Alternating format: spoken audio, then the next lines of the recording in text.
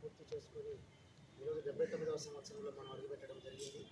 ఈ సందర్భంగా మనం ఈరోజు ఇక్కడ ఉన్నటువంటి పూజ్య బాపూజీ మహాత్మా గాంధీ, తర్వాత భారత రాజ్యాంగ నిర్మాత డాక్టర్ బిఆర్ అంబేద్కర్ గారిని స్మరించుకుంటూ దేశ స్వాతంత్రం కోసం అసలు బాచినటువంటి సుభాష్ చంద్రబోస్, భగత్ సింగ్, ఉయ్యాలవాడ మన కర్నూలు జిల్లాకు సంబంధించినటువంటి ఉయ్యాలవాడ నరసింహారెడ్డి గారు, తెన్నేకల్ గౌడప్ప గారు, తర్వాత మన కర్నూలు నగరానికి సంబంధించి మాజీ పార్లమెంట్ సభ్యులు ఎస్ నాగప్ప గారు, వారందరినీ కూడా ఈరోజు స్మరించుకోవాల్సినటువంటి బాధ్యత మనందరిపైన ఉంది. ఈరోజు వారు మన మధ్య లేకపోయినా వారి యొక్క ఆశయాలను మన ముందు ఉన్నాయి.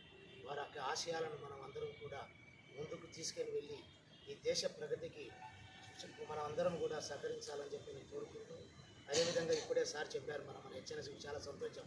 నిన్న సాయంత్రం మాకు గౌరవ ముఖ్యమంత్రి గారి చేత నీటి సంఘాల అధ్యక్షులతో, ఇంజనీర్లతో, అందరి జిల్లాల రాష్ట్ర వ్యాప్తంగా ఉన్న జిల్లా కలెక్టర్లతో కూడా గౌరవ ముఖ్యమంత్రి గారి వీడియో కాన్ఫరెన్స్ జరిగింది.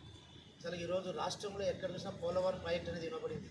నిన్న గౌరవ ముఖ్యమంత్రి గారు దాదాపు 3-4 సార్లు కేవలం ఆయన హెచ్ఎన్ఎస్ఎస్ ప్రాజెక్టుల గురించి చెప్పడం జరిగింది.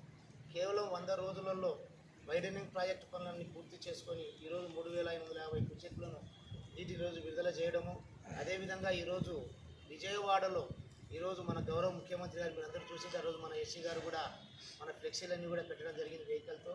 ఈరోజు విజయవాడలో ఎంతో ఘనంగా ఈరోజు హెచ్ఎన్ఎస్ఎస్ ప్రాజెక్టు యొక్క ఫ్లెక్సీని అక్కడ విజయవాడలో ఈరోజు మనం అందరం కూడా జరుపుకుంటున్నందుకు నేను ప్రత్యేకంగా హెచ్ఎన్ఎస్ఎస్ ఇంజనీర్లను, హెచ్ఎన్ఎస్ఎస్ స్టాఫ్, అదేవిధంగా ఈరోజు పనులను పూర్తి చేయడానికి సహకరించినటువంటి ఏజెన్సీలందరినీ కూడా హృదయపూర్వకంగా అభినందిస్తూ ఉన్నాను.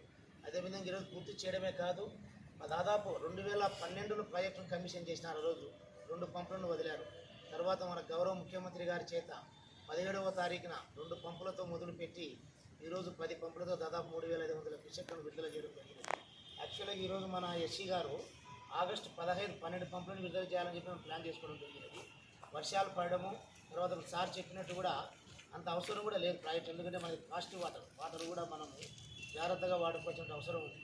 ఈరోజు వైడనింగ్ ప్రాజెక్ట్ మనం పూర్తి చేసుకోగలిగాం కాబట్టి 15 రోజుల్లోనే ఈరోజు కృష్ణగిరి రిజర్వాయర్ కానీ జీడిపల్లి రిజర్వాయర్ కూడా నింపుకొని పిఏబిఆర్ అది 5.5 TMC పిఏబిఆర్ కూడా నీటి విడుదల చేయడం జరిగినది.